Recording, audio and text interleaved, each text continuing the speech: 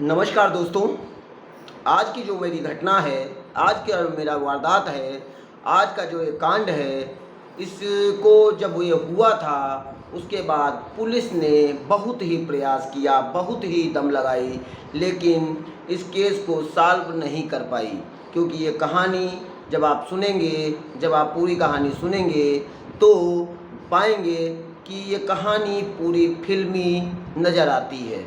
और बाद में जब कोई भी साक्ष्य नहीं मिलता है तो पुलिस इसमें फाइनल रिपोर्ट लगाकर इस केस को बंद कर देती है।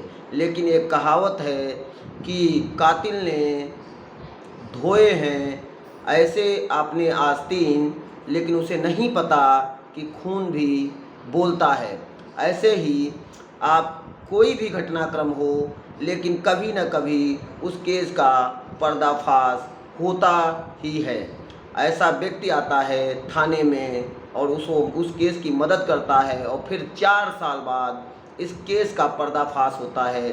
जब केस का पर्दाफाश होता है तो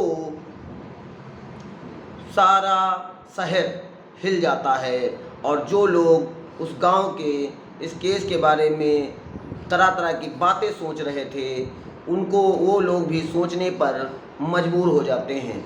आज की जो हमारी घटना है वो उत्तर प्रदेश राज्य के एक ज़िला है गाज़ियाबाद, जो कि दिल्ली के निकट है। और वहाँ का ही नंदग्राम नंदग्राम के पास का एक गांव है सिकरोड।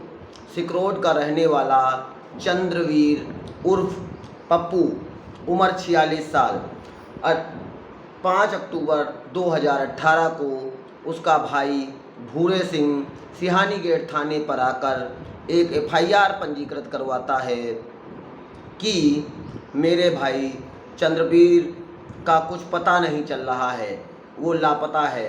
पुलिस उसके गुमशुदगी की रिपोर्ट दर्ज करती है और उसकी पत्नी भी आती है, वो भी एफआईआर पंजीकृत करवाती है और उसकी पत्नी का नाम था सविता। और उसके बाद वो अपने भाई जिसने एफआईआर पंजीकृत कराई थी उसके ऊपर ही आरोप लगाती है कि संपत्ति के विवाद के कारण इस मेरे देवर भूरे सिंह ने ही उसका कुछ न कुछ तरीके से गलत किया है, तभी वो पता नहीं चल पा रहा है। पुलिस रिपोर्ट दर्ज करती है और गुमशुदगी की जो रिपोर्ट दर्ज हुई थी, किडनैपिंग की जो रिपोर्ट दर्ज हुई थी, उसको ढूंढने में लग जाती है। और धीरे धीरे पुलिस जांच करती है तो कुछ लोग अरुण सिंह, जो चंद्रवीर का चचेरा भाई था, उसका भी नाम बताते हैं। लेकिन चंद्रवीर के घर में भी तहकीकात की जाती है, पूछताछ की जाती है, जांच पड़ताल की जाती है, लेकिन चंद्रवीर का कोई पता नहीं लगता है। आखिर में पुलिस थक हार कर धीरे धीरे जब कहीं से कोई जानकारी प्राप्त नहीं होती है तो इस केस को बंद कर देती है। लेकिन जब आप कोई क्राइम करते हैं या कोई घटनाक्रम होता है तो कभी ना कभी उसके कुछ अवशेष रह जाते हैं, जिससे उस केस का पर्दाफाश होता है। ऐसे ही ये सनसनी केस है। ये ऐसा केस है जिसने पूरे गांव को हिला के रख दिया था। सभी लोग सन्न थे। ज़िले में नए एसएसपी आते हैं, श्री मुनिराज जी, जो 2009 बैच के तेज तर्रार आईपीएस अधिकारी थे। जब वो गाज़ियाबाद शहर के एसएसपी का चार्ज लेते हैं तो सर्वप्रथम वो अपने क्षेत्र ज़िले के जितने भी थाने हैं उन थानों से उन फाइलों को मंगाया जाता है जिनमें केस को सॉल्व नहीं किया जा सका था। उसमें जब सारी फाइलें आती हैं तो सिहानी गेट थाने से चंद्रवीर की भी फाइल आती है। जब चंद्रवीर की फाइल को एसएसपी महोदय पढ़ते हैं तो वो भी इस केस को सॉल्व करने के लिए लग जाते हैं, जिसमें इस केस को सॉल्व करने के लिए उन्होंने क्राइम ब्रांच की भी मदद ली। क्राइम ब्रांच की जो उस समय की एसएसपी थी श्री दीक्षा शर्मा जी, और इस केस की जांच अब्दुल रहमान सिद्दीकी जो क्राइम ब्रांच के बहुत ही तेज तर्रार अधिकारी थे, और उन्होंने बहुत से ऐसे अनछुए अनसुलझे केसों को सॉल्व किया था, उसको इस केस का प्रभारी बनाया जाता है और उनको जांच सौंप दी जाती है। जैसे ही अब्दुल रहमान सिद्दीकी जी को जांच सौंपी जाती है, वो पहले उसी गांव सिहानकोट पहुंचते हैं, और पहुंचने के बाद गांव वालों से, रिश्तेदारों से और नातेदारों से, सभी लोगों से बात करते हैं। तो सभी लोग बताते हैं कि इसकी जो पत्नी है सविता, क्योंकि इसकी जो पत्नी है सविता वो इसकी दूसरी पत्नी थी, क्योंकि पहली पत्नी जब इसकी शादी हुई थी वो तबीयत उसकी ख़राब रहती थी, और तबीयत ख़राब रहने के कारण उसके धीरे धीरे वो ज़्यादा बीमार होने लगती है, फिर मर जाती है, और मृत्यु हो जाने के बाद ये अकेला रहता था, इसके कोई बच्चे भी नहीं थे। तो घर वाले, रिश्तेदारों और परिवार वालों के दबाव से एक रिश्ता आता है जिसका नाम था सविता। सविता से इसकी शादी 2015 में हुई थी, और सविता की इसकी थोड़ी बहुत अनबन चलती रहती थी, और सविता का कहीं ना कहीं लोगों के बताए अनुसार अरुण जो इसका चचेरा भाई था चंद्रवीर का, उससे अवैध संबंध हैं। ये बात अब्दुल रहमान सिद्दीकी जी को पता चलती है। तो अब्दुल रहमान सिद्दीकी जी को भी लगता है कि बार बार पहले भी जब केस सॉल्व किया जा रहा था तब अरुण का नाम आया था, फिर सभी लोग घुमा फिरा के अरुण का ही नाम क्यों बता रहे हैं। लेकिन तब तक जो पहले इनके सगे भाई थे भूरे सिंह, जिन्होंने पहले प्राथमिकी दर्ज कराई थी थाने में, उनकी भी हत्या हो चुकी थी, और उनकी भी हत्या का कोई सुराग नहीं मिल पाया था। लेकिन पुलिस तो इस समय चंद्रवीर की हत्या का पर्दाफाश करना चाह रही थी, जिसमें अरुण का बार बार नाम आ रहा था। तो पुलिस अपने तरीके से अरुण के ऊपर नज़र रखना शुरू कर देती है, और जब वो पुलिस के ऊपर नज़र रख रही थी तो बारीक से बारीक, छोटी से छोटी जानकारी को भी वह गहनता से जांच कर रही थी।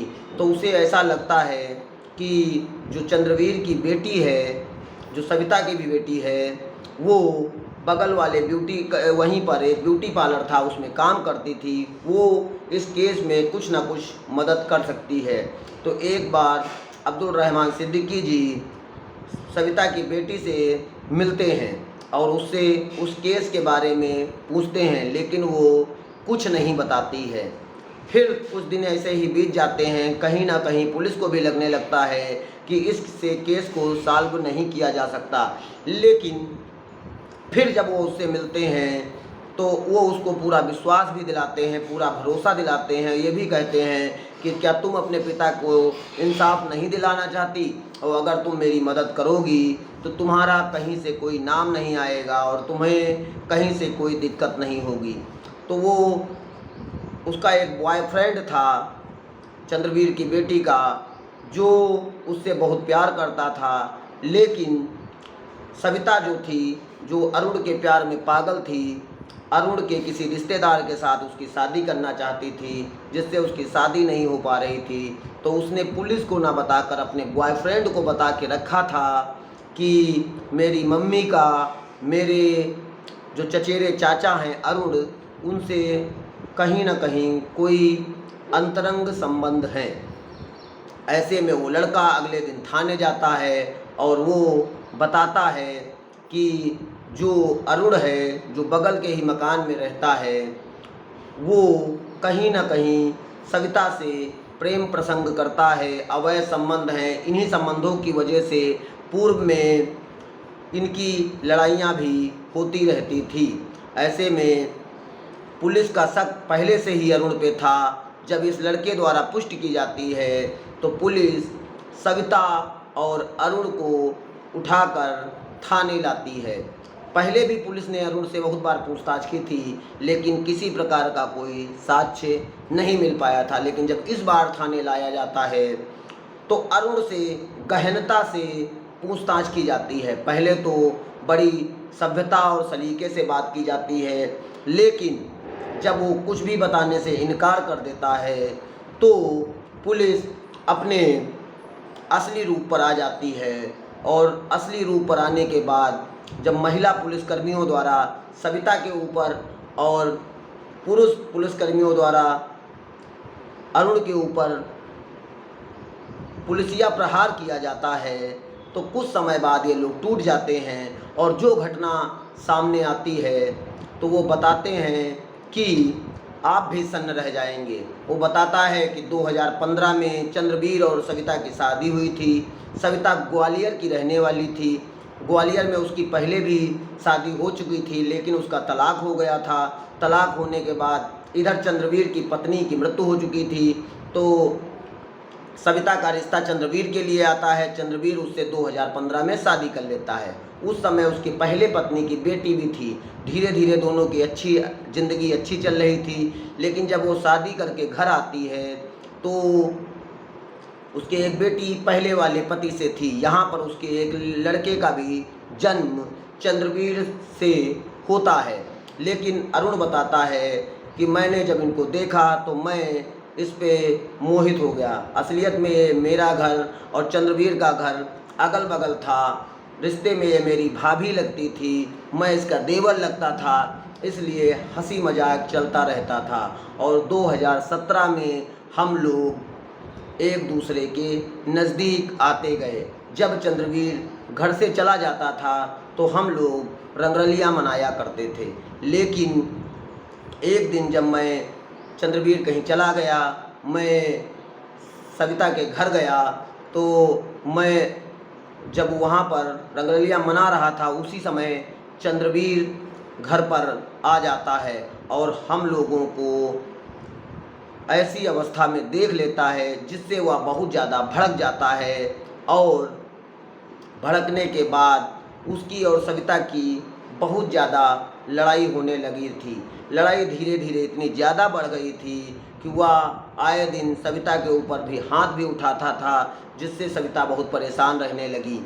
और वो इसी कारण बहुत ज़्यादा शराब भी पीने लगा था। 5 अक्टूबर 2018 को जब वो घर आता है तो हम लोगों ने उसको अपने रास्ते से हटाने का पूरा प्लान बना लिया था, क्योंकि सविता ने भी कहा हम लोग तब तक एक दूसरे के साथ नहीं रह सकते जब तक कि इसको रास्ते से नहीं हटा दिया जाता। और अपने प्लान के मुताबिक 5 अक्टूबर 2018 को जब ये शराब पीकर बहुत ज़्यादा घर आया, खाने के बाद जब ये सो गया तो सविता ने मुझे बुलाया। और बुलाने के बाद मैं ऊपर के छत के रास्ते से सविता के घर आया। और सविता के घर आने के बाद मैं एक कट्टा, एक जो पिस्टल टाइप का कट्टा होता है जो गाँव में बिना लाइसेंस के लोग रखते हैं, वो लेकर आया था। और चंद्रवीर सो रहा था, उसके सर के पास जाकर सटाकर गोली मार दी। और गोली मारने के बाद हम दोनों लोग घर से बाहर निकले कि कहीं कोई जग तो नहीं रहा है जो उसने गोली की आवाज़ सुन ली हो, लेकिन कोई जग नहीं रहा था। सविता ने पहले ही खटिया के नीचे एक बाल्टी लगा दी थी जिससे कोई भी खून गिरे तो उस बाल्टी में ही गिरे, क्योंकि अगर ज़मीन में खून गिरेगा तो कहीं ना कहीं खून के कोई अवशेष या शेष रह जाएगा, जिससे पुलिस जांच पड़ताल में पकड़ सकती है। अरुण बहुत ही शातिर दिमाग का आदमी था और जब तक कि उस चंद्रवीर के सर से खून गिरता रहा तब तक के वो बाल्टी नीचे लगाए रही। और जब चंद्रवीर पूरी तरह से मर गया तो मेरा प्लान था, इसीलिए मैंने अपने माता पिता को, मेरा एक मकान मेरठ में भी है, मैं अपने माता पिता को उस समय मेरठ में छोड़ आया था। और उसके बाद मैं उस लाश को अपने कंधे पर उठाकर अपने घर ले जाता हूँ, क्योंकि सविता अपने घर में उसको गाड़ने के लिए तैयार ना थी। ऐसे में उसको मैं तख्त के नीचे रख देता हूँ। और रखने के बाद चारों तरफ से जो गल्ले की या राशन की बोरियां होती हैं जो गाँव में लोगों के यहाँ लगी रहती हैं, उसको चारों तरफ से लगा देता हूँ कि किसी को कोई शक ना हो। फिर धीरे धीरे मैं गड्ढा खोदता हूँ और गड्ढा खोदने के बाद 8 फीट नीचे गहरे गड्ढे में उसके शव को दफना देता है। और दफनाने के बाद वो बताता है कि मैंने उसके ऊपर पहले तो भैंस वाला तबेला वहाँ पर बांधा होता था, लेकिन आज मैंने उस पर मकान बनवा लिया है। और वो मकान बनवाने के बाद उसी मकान में उसने एक कमरा बनवाया था जहाँ पर उस शव को दफनाया था। जब वो शव को दफना रहा था तो वो देखता क्या है कि चंद्रवीर के हाथों में एक चांदी का कड़ा है जिस पर चंद्रवीर लिखा था। तो उसको शक हो जाता है कि कहीं अगर कभी ये पकड़ा गया तो ये शव की शिनाख्त चंद्रवीर के नाम से हो जाएगी। इसलिए वो कड़े को निकालने का प्रयास मैं करता हूँ, लेकिन वो निकल नहीं पाता। ऐसे में चंद्रवीर का हाथ कुल्हाड़ी के माध्यम से काट कर उसको गांव के पास ही रासायनिक एक फैक्ट्री है उसके पास जाके गाड़ देता हूँ और शव को अपने घर में ही दफनाने के बाद ऊपर वो मकान का निर्माण कर देता है। इसीलिए पुलिस पूर्व में जब भी चंद्रवीर के हत्या की तफ्तीश करने के लिए, जांच करने के लिए आती थी तो कहीं से उसको कोई साक्ष्य नहीं मिलता था। और जब साक्ष्य नहीं मिल पाता था तो उसने लास्ट में थक हार कर फाइनल रिपोर्ट लगाकर चार्जशीट केस में फाइल कर दी थी। लेकिन तेज तर्रार IPS मुनिराज ने जब इस केस की दीक्षा शर्मा, अब्दुल रहमान सिद्दीकी की तेजपन की वजह से इस केस का जब पर्दाफाश होता है तो अरुण और सविता की बयान के आधार पर, निशानदेही के आधार पर उसके घर को खुदवाया जाता है। जब घर को खुदवाया जाता है, क्योंकि घटना 4 साल पुरानी हो चुकी थी, मुनिराज जी 2022 में गाज़ियाबाद के SP बनकर आए थे और 2022 में 4 अप्रैल 2022 को इस केस की फाइल को पुनः खोला गया था। तो 22 में केस खुल रहा था तो उसमें सिर्फ कंकाल बरामद होता है। कंकाल को निकालने के बाद पुलिस उसका DNA टेस्ट करने के लिए लैब में भेज देती है और सविता और अरुण को खुद के बयानात के आधार पर, उनके निशानदेही पर उस कुल्हाड़ी को भी बरामद कर लिया जाता है और जिस बाल्टी में उन्होंने उसको मारने के बाद उस खून को रखा था, उस खून वाली बाल्टी को भी बरामद किया जाता है और वो जिस कट्टे से उसको गोली मारी गई थी वो कट्टा भी बरामद किया जाता है। और भारतीय दंड संहिता की धाराओं, साक्ष्य छुपाने की धाराओं और पुलिस को इतने दिन धोखा देने के जो भी भारतीय दंड संहिता की धाराएं होती थी, मुकदमा पंजीकृत करते हुए इन दोनों को जेल भेज दिया जाता है।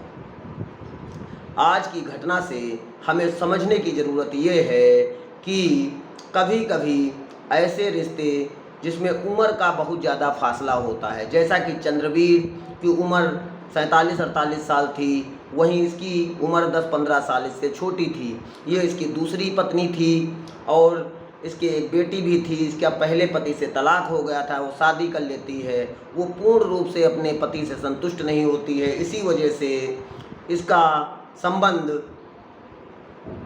अपने ही चचेरे देवर अरुण से हो जाता है और अरुण भी इसके प्यार में इतना पागल था कि अपने ही चचेरे भाई को मौत के घाट उतारने में इसका पूरा सहयोग करता है। अवैध संबंधों के द्वारा यह रची गई घटना या वारदात जिसने 4 साल तक पुलिस को भी बहुत ज़्यादा छकाया, पुलिस भी बहुत ज़्यादा परेशान रही।